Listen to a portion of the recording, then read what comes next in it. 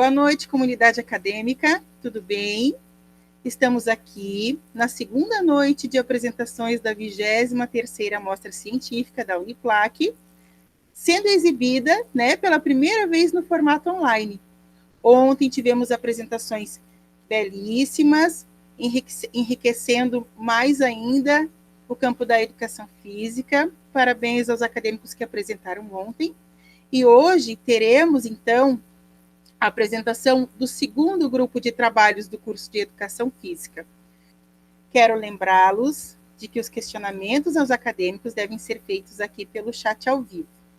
E se vocês estiverem gostando, achando legal, deixem seu like e também transmitam o link destas apresentações da noite para os seus colegas, conhecidos e convidados, para que também prestigiem conosco este momento de grande aprendizado.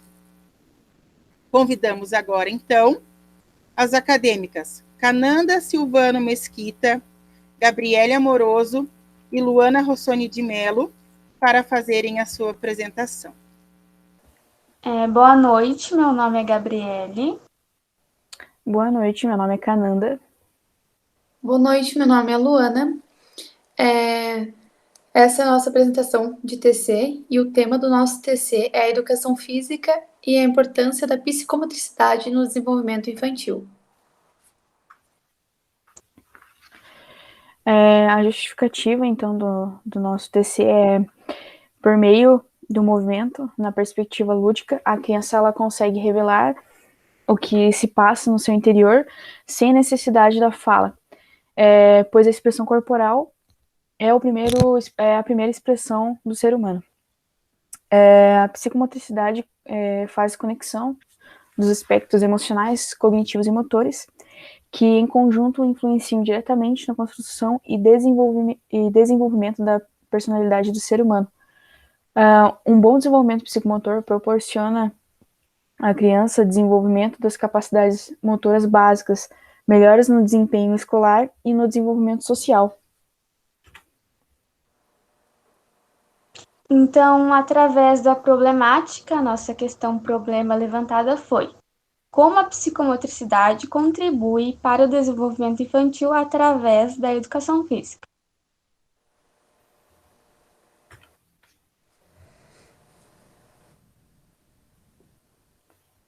Então, o objetivo geral é analisar a importância da psicomotricidade para o desenvolvimento infantil através da educação física.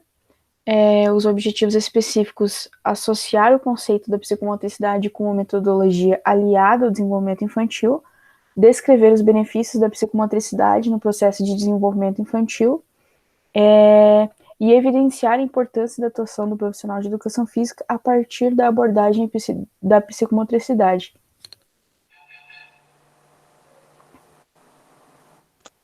Então, este método ele ficou definido em reunião de colegiado, devido à pandemia do Covid-19, ficou definido que seria pesquisa bibliográfica.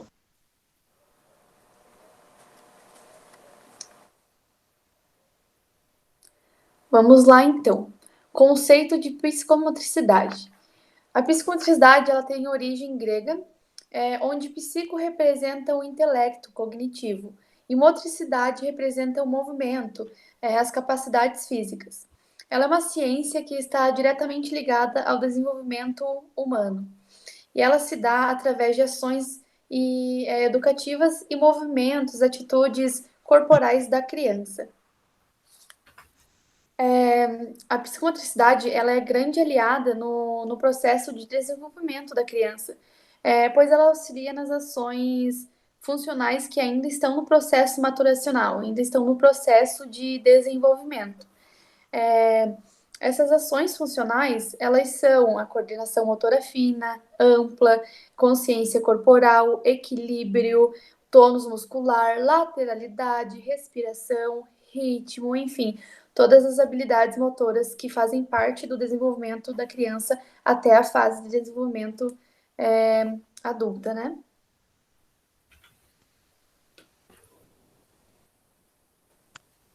Então, a importância do brincar no desenvolvimento infantil. A brincadeira, ela é fundamental no processo de crescimento das crianças, né? Onde ela pode expressar as suas opiniões, ela pode interagir com as outras crianças. E sendo assim, é através do brincar que a criança ela desenvolve a sua criatividade e ela aprende a respeitar as ideias dos demais colegas, das outras crianças, né, que estão ali convivendo com ela e brincando.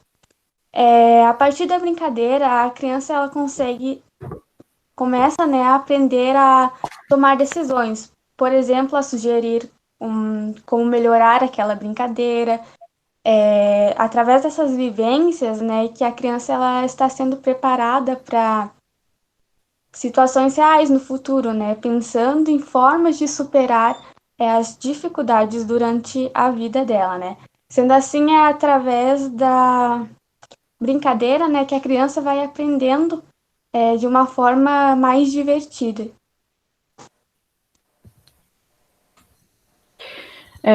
A contribuição, então, né, do profissional de educação física. Trabalhar com educação física, trabalhar com movimento, com coordenação e desenvolvimento das habilidades geral do educando.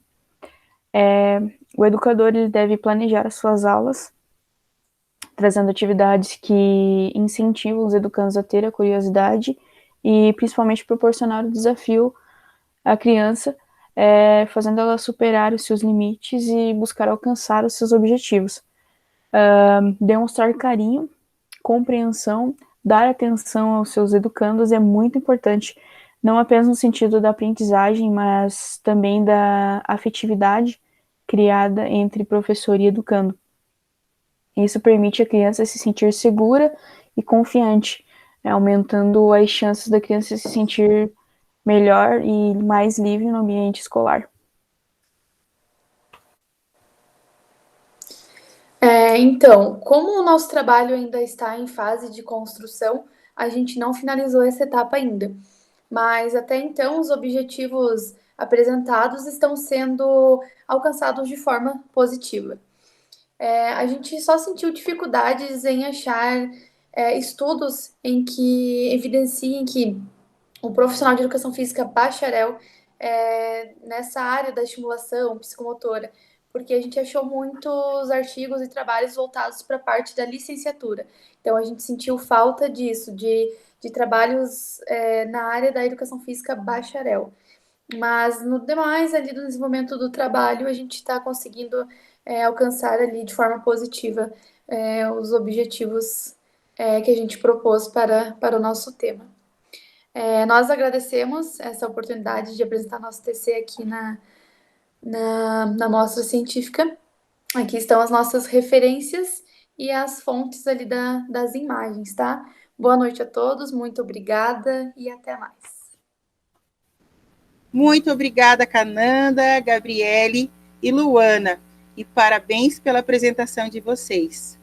Quem está nos assistindo, se tiverem alguma dúvida ou questionamento para os trabalhos que estão sendo apresentados, façam no chat ao vivo, que assim que possível, os grupos ou as pessoas às quais foram questionadas respondem aqui mesmo pelo chat. E não esquece de deixar o seu like, viu? Vamos assistir agora a apresentação dos acadêmicos Liliane Sutil, Leonardo Alegre de Limas e Letícia de Oliveira Clock. Olá, nós somos acadêmicos do curso de Educação Física do 8º semestre bacharelado. Estamos aqui para apresentar o nosso TC de forma resumida, que tem como tema o treinamento funcional na saúde do idoso, uma revisão narrativa. Eu me chamo Liliane Sutil. Meu nome é Leonardo Alegre de Limas. Meu nome é Letícia de Oliveira Clock. O nosso orientador de TC é o professor Irã Nazareno Stenck dos Santos. E a escolha por este tema se dá na medida da importância do profissional de educação física identificar o processo de envelhecimento e as intercorrências desse período. E também, identificar os efeitos e os impactos de um treinamento funcional aplicado à saúde do idoso dentro da perspectiva das aptidões físicas relacionadas à saúde do mesmo. Então, nessa perspectiva do treinamento funcional, ele se apresenta como um método de treinamento físico que tende a diminuir os impactos do envelhecimento, uma vez que os autores Ribas e Meija trazem que o trabalho com o treinamento funcional propõe utilizar-se de todas as capacidades físicas do indivíduo e aprimorá-las, sendo que este treinamento ocorre de forma integrada, pois o treinamento funcional vê o corpo de forma complexa. Então, sendo assim, surgiu a problemática de quais os efeitos do treinamento funcional na aptidão física relacionada à saúde do idoso. E se há melhoras na aptidão física relacionada à saúde do idoso, submetido a um programa de treinamento funcional. Então, como objetivo geral, é revisar na literatura abordagens sobre os efeitos do treinamento funcional sobre a aptidão física relacionada à saúde em idosos. Os objetivos específicos, identificar os efeitos do treinamento funcional na terceira idade. E evidenciar as possíveis melhoras nas capacidades físicas relacionadas à saúde. A força, a resistência aeróbia e a flexibilidade, advindas então do treinamento funcional no idoso. Metodologia é uma revisão narrativa que consiste em uma análise da literatura publicada em livros, artigos de revistas impressas e eletrônicas. Então, o primeiro tópico do nosso TC, envelhecimento, as alterações ocorrentes. Então, o processo de envelhecimento é um processo natural e irreversível na vida de todo ser humano, e esse processo traz consigo várias mudanças nos âmbitos fisiológicos e psicológicos, né? E essas mudanças trazem, por vezes, dificuldades e obstáculos para o idoso no sentido das suas atividades da vida diária, que antes eram tão simples e naturais e, de repente, começa a mudar esse processo. Para Narras 2010, página 191, o envelhecimento humano é definido como um processo gradual, universal e irreversível, que acelera na maturidade e que provoca uma perda funcional progressiva no organismo.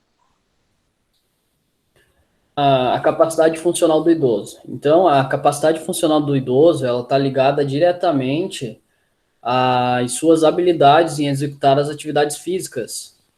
Então, para Litvok e Brito, 2004, página 17, a capacidade funcional do idoso, no seu significado mais amplo, inclui sua habilidade em executar tarefas físicas, a preservação das atividades mentais e uma situação adequada de interação social. A aptidão física. O nível de aptidão física, ele pode ser alterado através da prática de exercícios físicos, que gera uma capacidade de se adaptar às atividades de sua vida diária. Porém, a falta de exercício físico faz com que haja uma menor eficiência na execução dessas atividades, e até mesmo a dependência de terceiros para que sejam realizadas. Então, nesse sentido, Narras, 2010, página 46, considera que a aptidão física ela pode ser definida como a capacidade de realizar atividades físicas, distinguindo-se, então, de duas abordagens. A aptidão física relacionada à performance motora, que inclui componentes necessários para uma performance máxima no trabalho ou nos esportes, e a aptidão física relacionada à saúde, que congrega características que, em níveis adequados, possibilitam mais energia para o trabalho e o lazer, proporcionando assim um menor risco de desenvolver doenças ou condições crônico-degenerativas, associadas a baixos níveis de atividade física habitual. Então, agora nós vamos falar um pouquinho das capacidades físicas que a gente aborda no nosso trabalho, que são relacionadas à saúde. A flexibilidade, ela é a capacidade física responsável pela execução voluntária de um movimento de amplitude angular máxima. Então, por uma articulação ou conjunto de articulações dentro do limite individual de cada pessoa, sem o risco de promover alguma lesão. Então, dessa forma, Band, 2005, página 443, traz que a flexibilidade é a habilidade em permitir movimentos de uma ou mais articulações em uma determinada amplitude. Então, a influência da flexibilidade nas funções da vida diária de um idoso é clara. Porém, ela é apenas uma das capacidades físicas que impactam diretamente a capacidade funcional do idoso. Outra capacidade que tem uma importância muito grande na autonomia do idoso é a força, que será o próximo tópico abordado. Então, a força é um componente de extrema importância, tanto no desempenho atlético como na saúde, por ser indispensável na execução das nossas ações musculares.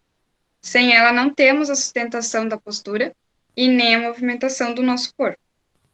Então, para Barbante, 1997, página 47, no esporte, na atividade física, a força motora manifesta-se no aparelho locomotor, dependendo do sistema nervoso que o dirige, do sistema ósseo que o sustenta e dos sistemas cardiovascular e respiratório, que transportam os nutrientes necessários para o desenvolvimento de sua tarefa. Portanto, do ponto de vista prático, a força motora é a capacidade do sistema neuromuscular de vencer resistências, como, por exemplo, o próprio peso do corpo ou um objeto. Então, durante o processo de envelhecimento, os idosos eles perdem muita massa muscular e, consequentemente, diminui a produção de força, originando, assim, problemas posturais e aumenta a dificuldade na realização de atividades de vida diária. Para Shepard, 1991, página 49, os músculos fortalecidos protegem as articulações, diminuem o risco de lesão e ajudam a manter a postura corporal, reduzindo assim também as dores lombares.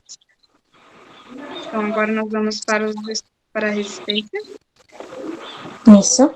Então, a resistência é o ato de manter uma atividade por um período de tempo maior, sem que a presença da fadiga se instale e impeça a realização de uma determinada tarefa. Para Narras 2010, página 298, ele conceitua a resistência como a capacidade de continuar uma performance física durante um período de tempo. Então, agora falando um pouquinho do treinamento funcional, a gente traz uma citação de Da Silva, 2014, citada por Rezende Neto, 2016. Para um treinamento ser considerado funcional, este deve proporcionar uma dose adequada de exercícios físicos frente às possibilidades de resposta ao estímulo, além de ser seguro em termos de aplicação prática. O programa de treinamento funcional deve enfocar no aprimoramento de capacidades físicas condicionantes e coordenativas relacionadas à funcionalidade, sendo para isso imprescindível o controle e manipulação de todas as variáveis do treinamento e a seleção de exercícios, incluindo movimentos essenciais e transferíveis para ações do cotidiano.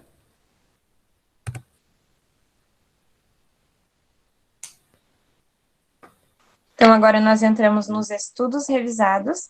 Nós selecionamos apenas os mais relevantes devido ao tempo. Então, o primeiro deles tem como tema a comparação entre o treinamento funcional e exercícios tradicionais de força sobre a aptidão física do idoso. Então, neste estudo foi realizado em 2018, né, com 32 idosos sedentárias sem nenhuma patologia instalada. Foi um treinamento de 8 semanas, né, em que eles compararam estes dois grupos, um de treinamento funcional e outro que fazia treinamentos de exercícios físicos tradicionais de força. Os principais achados, então, é que teve melhoras significativas com o treinamento funcional nas capacidades equilíbrio, agilidade, força de membros superiores e inferiores, na capacidade cardiorrespiratória e força isométrica, em relação ao treinamento tradicional de força. Também, né, o principal achado desse estudo foi que o treinamento funcional oportuniza maiores ganhos na capacidade funcional para as atividades da vida diária como um todo, comparado ao treinamento tradicional de força. O próximo estudo é os possíveis efeitos do treinamento funcional sobre a composição muscular, aptidão física relacionada à saúde e cognição de idoso. E os resultados encontrados foi que indicaram que o treinamento funcional parece ser uma alternativa de treinamento segura e que sugere impactos positivos sobre a força e a potência muscular, a flexibilidade, resistência cardiorrespiratória, equilíbrio e cognição.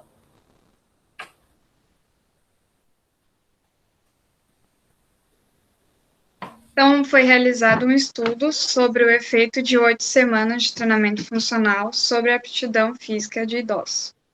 Realizado, então, com 19 idosos com a faixa etária de 65 anos, sendo 8 homens e 11 mulheres, fisicamente ativos. Então, foi comprovado melhoras em todas as aptidões físicas deles.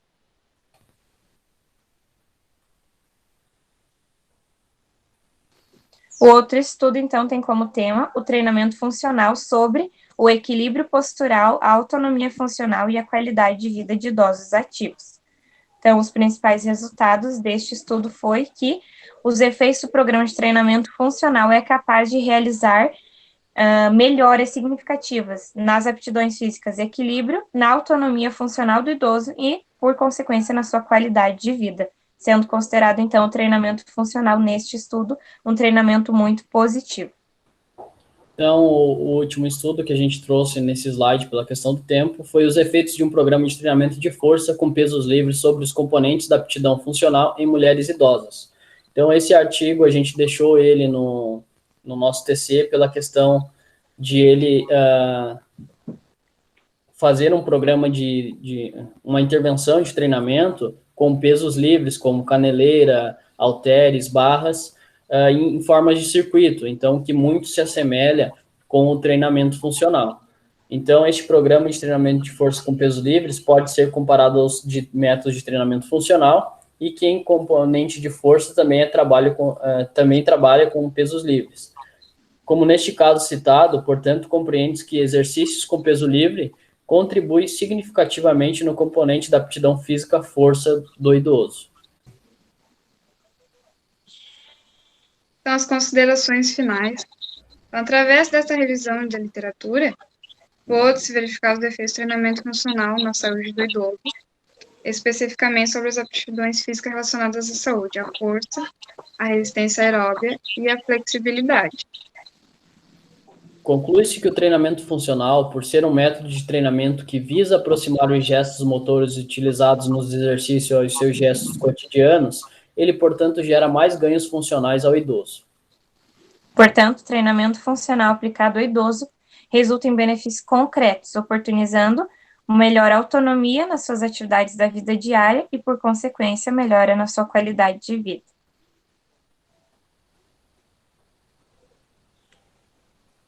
Então, cabe aos profissionais de educação física que realmente desejarem trabalhar com este público da terceira idade, dedicar-se a estudar a respeito do processo de envelhecimento, sobre sua capacidade funcional, e então, assim, determinar os melhores métodos de treinamento para serem aplicados a este público.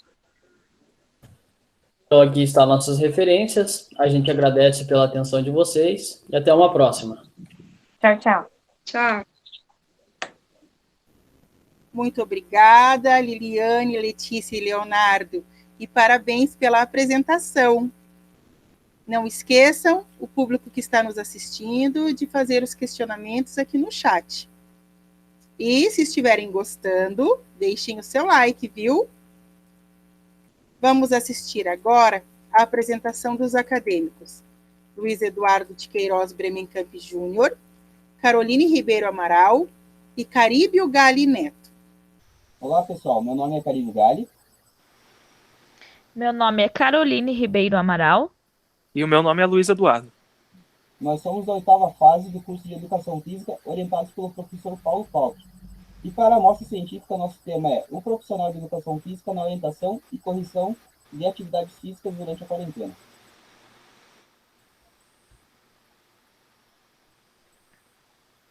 Com o início da quarentena, como forma de retardar o progresso de contágio do novo coronavírus, pessoas que antes do isolamento não praticavam nenhuma atividade física, ou até mesmo já praticavam, viram a necessidade de encontrar uma forma de se exercitar com o objetivo da manutenção da saúde ou até mesmo de ocupar o tempo livre.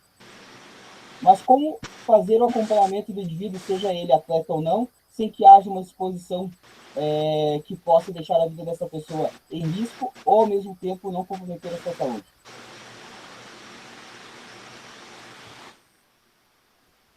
Nosso objetivo geral é analisar métodos e formas mais eficazes de orientar e corrigir o trabalho físico de praticantes e não praticantes de atividade física e exercício físico, sem que haja um comprometimento na sua saúde.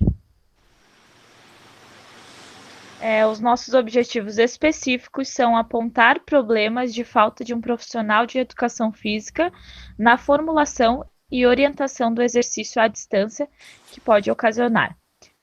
identificar meios de acompanhar treinos à distância sem comprometer a saúde do treinador e do indivíduo. Apontar soluções práticas para um melhor acompanhamento sem ocasionar uma diminuição na qualidade do treino. A metodologia. Para a coleta de dados e confecção deste, utilizaremos de ferramenta online pesquisas de artigos referentes ao assunto no Google Acadêmico, em sua maioria, e também pesquisas em livros e revistas referentes ao assunto. A gente vai estar aí procurando, né, soluções práticas para que não ponham em risco a saúde tanto do professor profissional, quanto a de seus alunos e atletas. Quanto mais relevante o tal artigo seja para o nosso projeto, nós vamos estar utilizando o mesmo como base para a nossa pesquisa para fundamentar o nosso estudo bibliográfico. Utilizaremos como foco artigos que nos auxiliem na busca pelos resultados que melhor se enquadrem no contexto atual que nos encontramos. Originalmente, a gente estaria fazendo uma pesquisa a campo, mas devido à quarentena e por normas da Uniplac, a gente teve que mudar para o estudo bibliográfico. O isolamento social está entre as medidas de contenção da propagação do novo Covid. É uma doença infecciosa causada pelo coronavírus síndrome respiratória aguda grave 2, ou SARS-CoV-2. Por esse motivo, permanecer em espaços como academias, clubes, parques ao ar livre não é recomendado.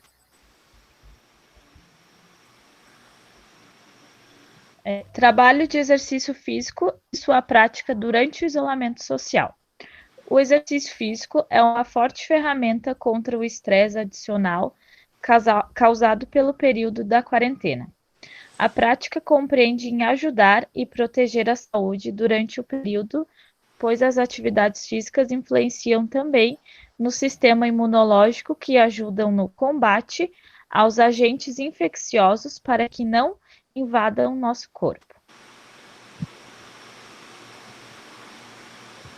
De acordo com Walter, grandes partes das lesões ocorrem em estruturas ligamentares, óssea e muscular, devido a problemas coordenativos. A intervenção do profissional de educação física se faz necessária neste momento, pois ele tem conhecimento para ministrar a prática da atividade física e do esporte com segurança e coerência na busca dos objetivos procurados pelo praticante, evitando assim complicações e lesões justamente pela falta de conhecimentos específicos. Porém, é necessário compreender que os riscos de obter uma lesão aumentam exponencialmente sem a orientação adequada de um profissional de educação física. Formas de acompanhamento à distância. Meios de treinos que possam ser realizados em casa e ainda supervisionados vêm sendo estudados no decorrer da quarentena, como aulas gravadas pelo treinador apontando possíveis erros que eles possam estar fazendo durante a atividade, reduzindo assim o risco de ter uma lesão. A gente estava vendo em vários artigos, por exemplo, que os treinadores utilizam por meio de gravações, como o Google Meet, basicamente para ensinar táticas de jogo, rever jogos que eles já jogaram antigamente, como, por exemplo, o Clube do Remo, que é um clube de futebol lá de Belém do Pará, o segundo maior clube do estado do Pará. Eles usam o Google Meet como forma de rever os seus jogos antigos e, assim, organizar novas táticas que possam pegar seus adversários desprevenidos. Eles não pararam com esses tipos de treinos.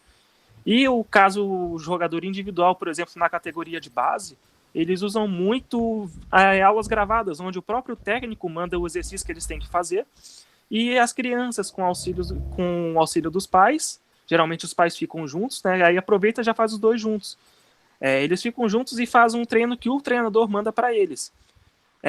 Por que eles fazem isso? Porque o treinador ele já conhece bem o corpo das crianças, já conhece a capacidade física deles, já conhece a capacidade mental, motora, e então ele consegue fazer um treinamento que seja específico para aquela criança, para que assim não haja não haja lesões que possam ocorrer durante o treinamento, não haja algum tipo de problema que possa, no final, encurtar a carreira dessa criança.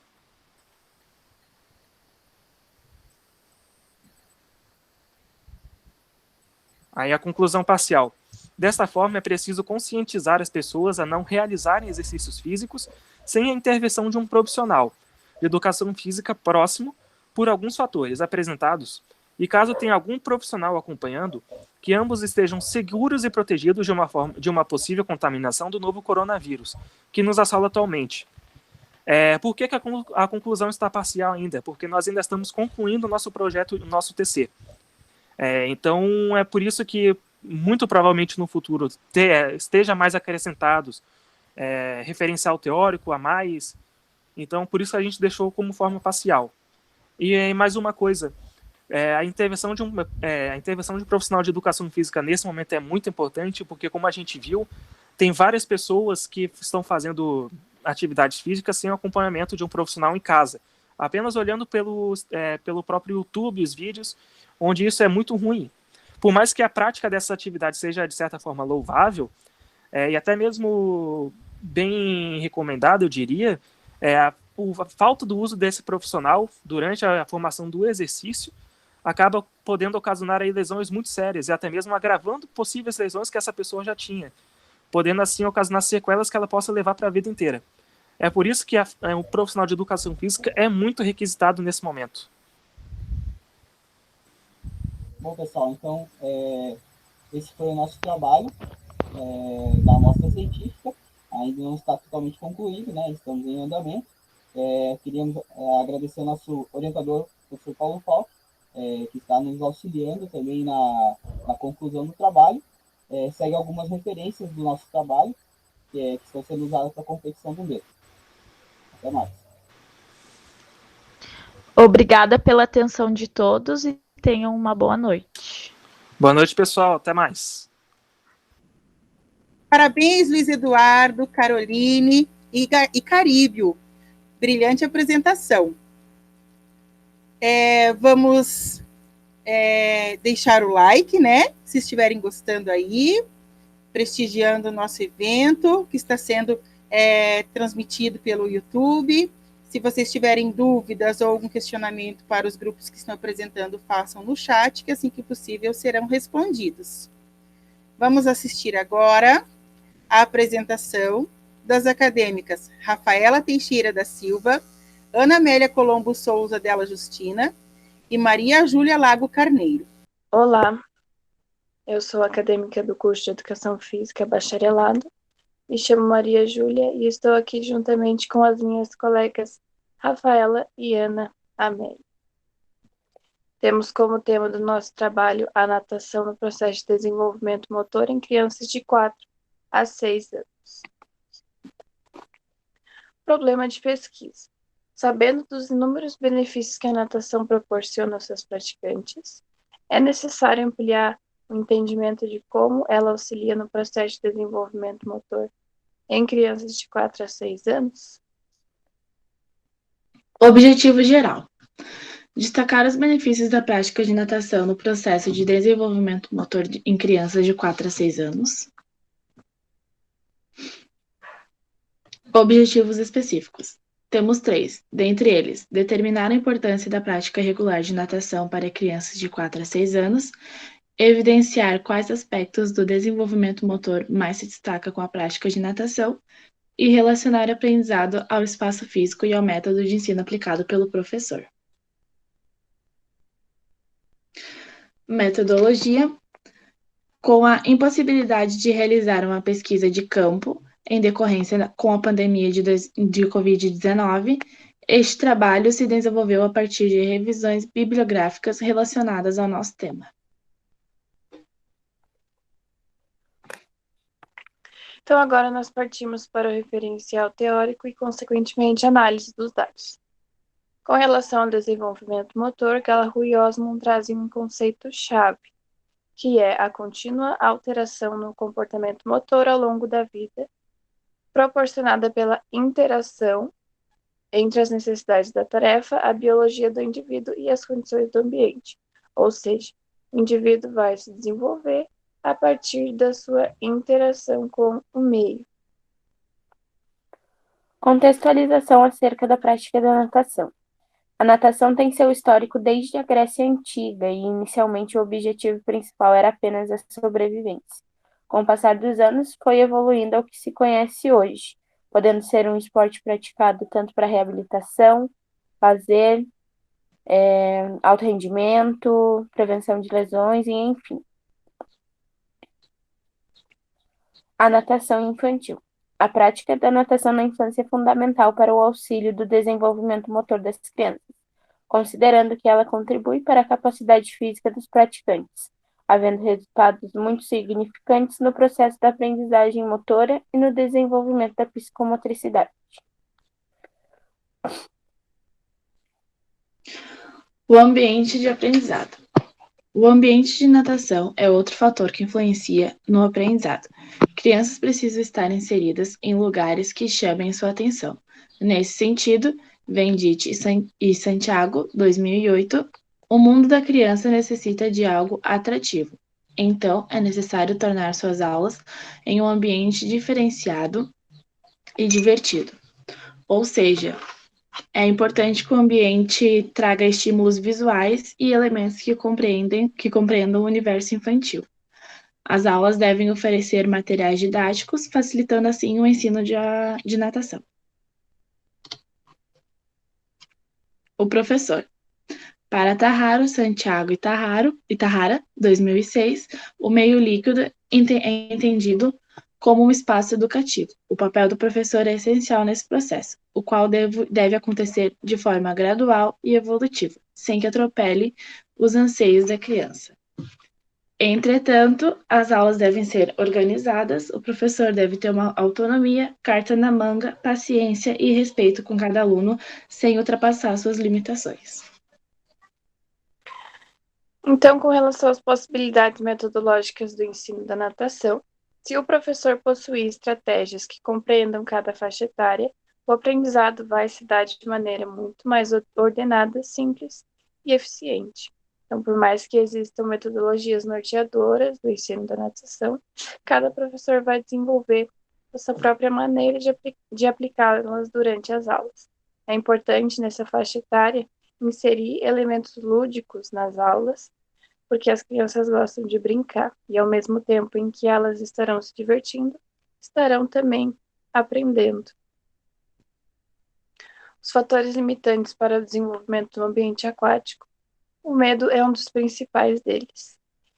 Muitas vezes ele acontece por intermédio dos pais que colocam esse medo nas crianças. Em estudo realizado por Rocha, a profundidade da piscina não parece ser fator determinante e significativo para impedir o desenvolvimento da criança.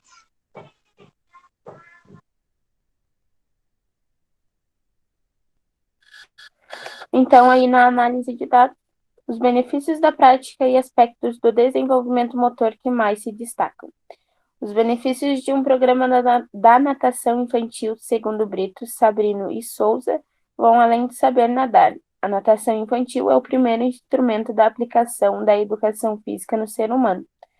A natação é o único esporte indicado para a prática antes dos 3 anos de idade.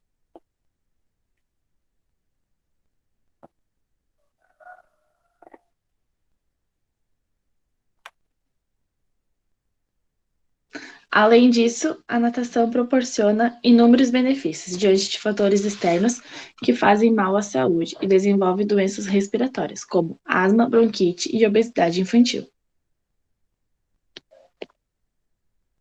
Ainda com relação aos benefícios da prática, Evans destaca que a natação contribui para a melhora da coordenação motora, aumento do equilíbrio, condicionamento cardiorrespiratório, desenvolvimento da lateralidade, aumento da flexibilidade e também nível da força.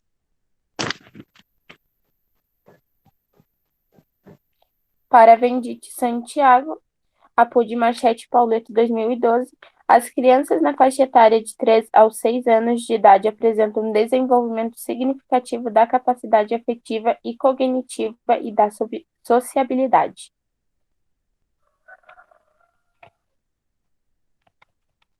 Mendes ainda ressalta que a natação estimula o apetite e proporciona um sono mais tranquilo, além de contribuir para o desenvolvimento da disciplina, uma vez que estabelece uma rotina. A natação ainda faz com que a criança desenvolva a percepção de movimento, de peso e da posição do seu corpo. Ou seja, ela tem consciência do que está realizando dentro da água. E a partir do momento em que ela atingir o seu autodomínio, ela vai estar pronta para realizar qualquer característica dos nados.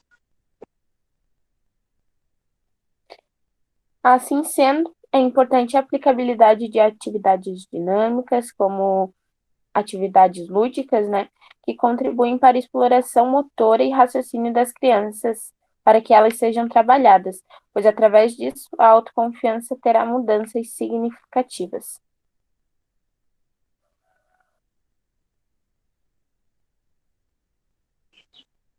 Em estudo realizado por Esteves, ela remete à importância do equilíbrio durante a execução das atividades aquáticas. Diversos autores citados por ela apresentam o mesmo conceito, onde equilíbrio, respiração e propulsão são componentes fundamentais e sua inter-relação é capaz de solucionar problemas imprevisíveis. Por isso que, como já foi falado anteriormente, a natação é um esporte que pode ser praticado a partir dos 6 meses de idade. Que a partir daí a criança já vai conseguir ter o que eu fui falado ali anteriormente. Dessa maneira, então, pode-se dizer que o equilíbrio é um dos aspectos que mais se desenvolve durante a natação. Ela é essencial durante as flutuações ventral e dorsal, que são um dos principais fundamentos utilizáveis durante os nados. Além disso, trabalha o equilíbrio vertical, pois, como comentado anteriormente, a água oferece um ambiente completamente oscilante a todo momento. No entanto, o equilíbrio não é o único elemento que se desenvolve.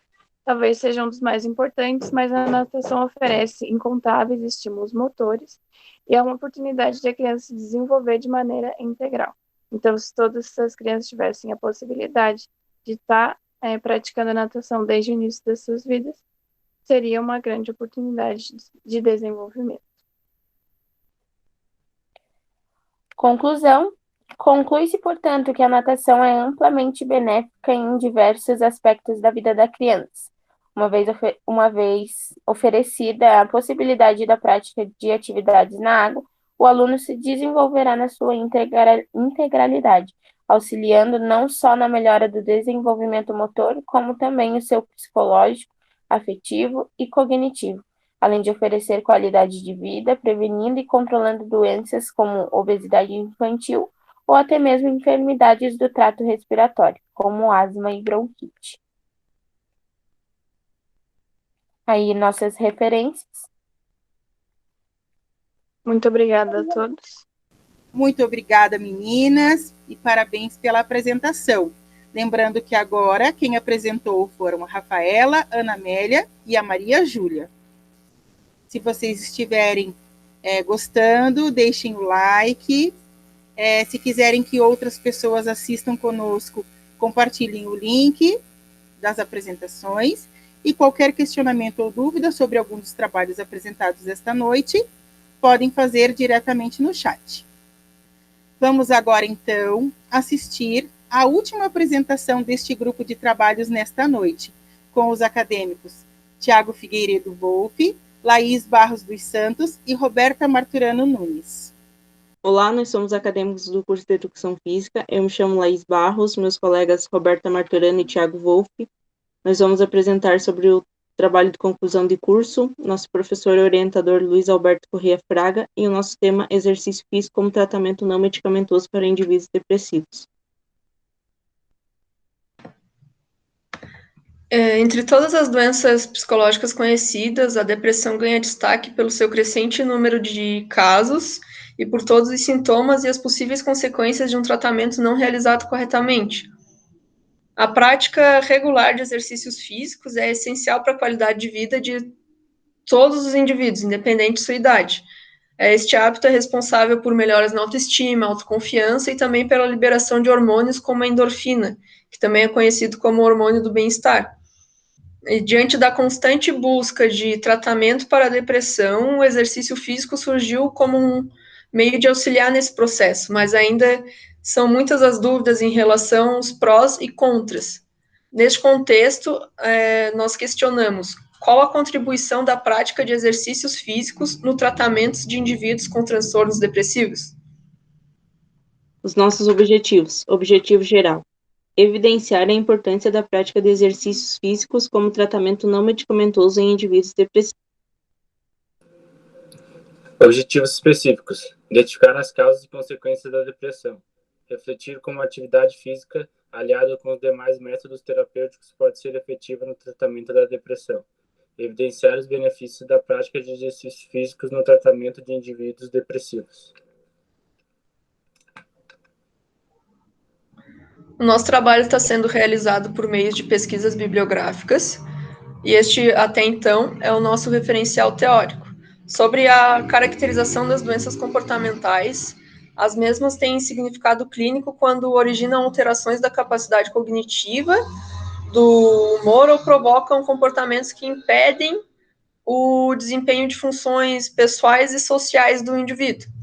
Entre as doenças comportamentais, a gente pode citar depressão, ansiedade, bipolaridade, autismo, doença do pânico, esquizofrenia, síndromes de dependência de substâncias químicas e outros.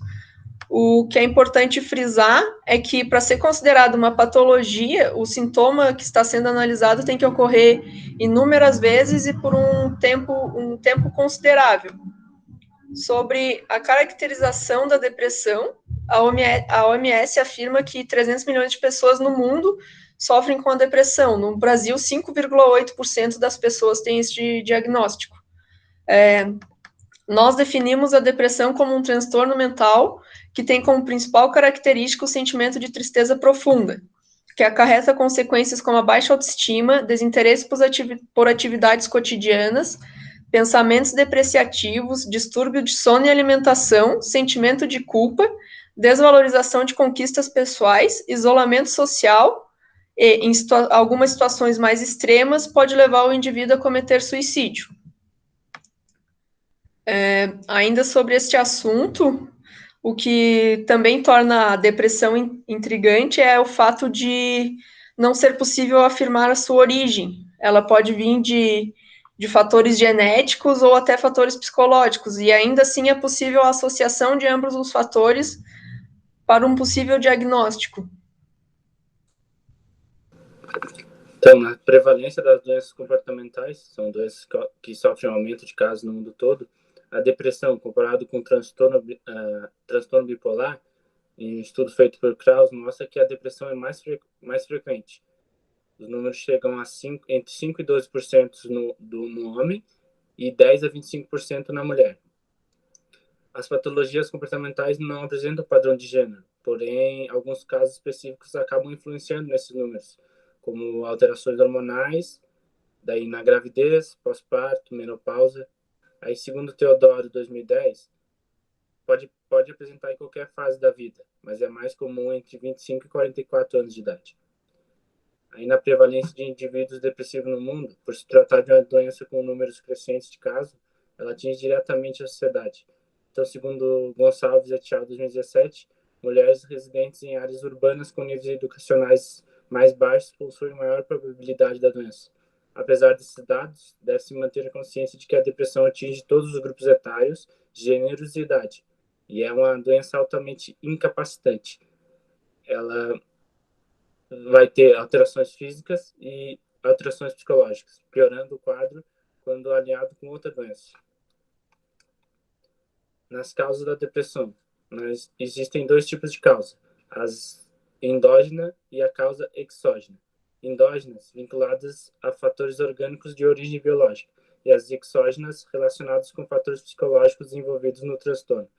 A depressão é caracterizada em 3 graus: leve, moderada ou grave, dependendo da intensidade dos sintomas.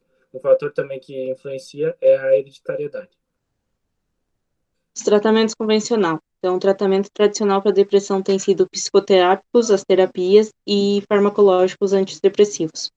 O mercado dispõe de diversos antidepressivos com eficácia no tratamento da depressão. Esses antidepressivos atuam no aumento da disponibilidade cerebral, através da serotonina, noradrenalina e dopamina, que são neurotransmissores fundamentais para o bom funcionamento do cérebro, além de regular o sono, o apetite, a libido e o humor. Outro método não medicamentoso são as terapias, que podem ser cognitiva, de apoio, em família, em grupos, comportamental cognitivo.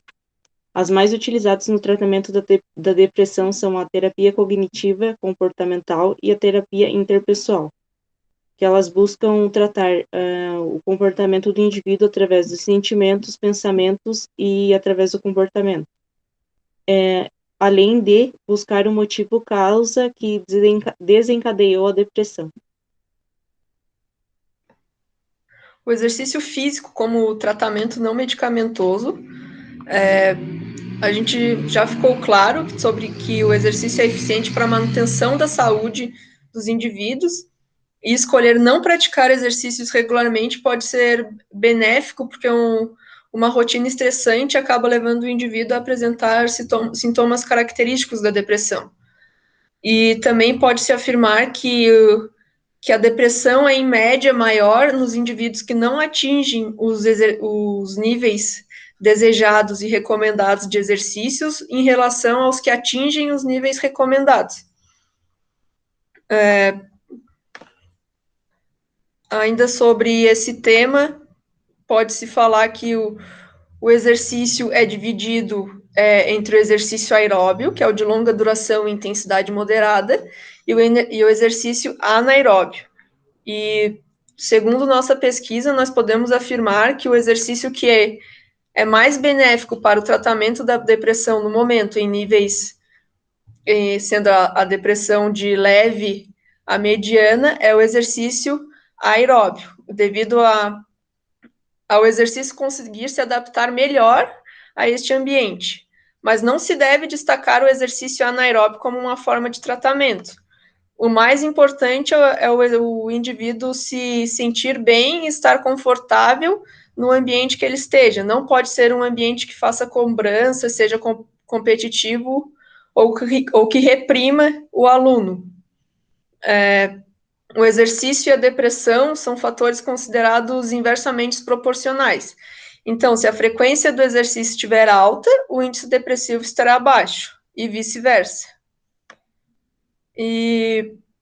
Então, é importante frisar que, em casos considerados leves e moderados, a prática de exercício é eficaz como tratamento, mas quando se trata de casos graves, é essencial que tenha o somatório de tratamentos, tratamento medicamentoso, tratamento psicoterápico e exercício físico. Os nossos principais resultados, como nós não concluímos o nosso trabalho de conclusão ainda, nós temos que o exercício auxilia no aumento da autoestima, autoconfiança, melhora a interação social e a sensação de bem-estar, que o tipo de exercício mais eficiente é o exercício aeróbio, que o exercício é eficiente no tratamento da depressão leve ou moderada. Em casos graves é necessária a associação de tratamentos, e que o exercício físico também trabalha como prevenção dos sintomas depressivos. Aqui também nós temos todo o nosso referencial utilizado para fazer o trabalho até o momento. Muito obrigada a todos pela atenção. Parabéns, Tiago, Roberta, parabéns, pessoal. Laís também, né, fez parte do grupo. Excelente trabalho. Quero também aqui aproveitar e parabenizar todos os acadêmicos que apresentaram esta noite no grupo 2 de trabalhos do curso de Educação Física. Também quero parabenizar a equipe organizadora da 23ª Mostra Científica da nossa querida Uniplac, que incansavelmente vem preparando, né, este evento há várias semanas e pela primeira vez de forma online. Muitos desafios aí pela frente que estão sendo brilhantemente cumpridos, né? Muito bem. Lembrando também que esta live fica disponível no YouTube, dentro dos canais de comunicação da Uniplac, tá? Aqueles que não conseguiram assistir ela de forma integral, podem buscar depois lá nos canais da Uniplac no YouTube e assistir para que vocês tenham conhecimento de todos os ricos trabalhos que foram apresentados nesta noite. Também quero agradecer a sua participação e a sua audiência. Muito feliz por vocês estarem aqui conosco esta noite. O meu muito obrigado e até a próxima.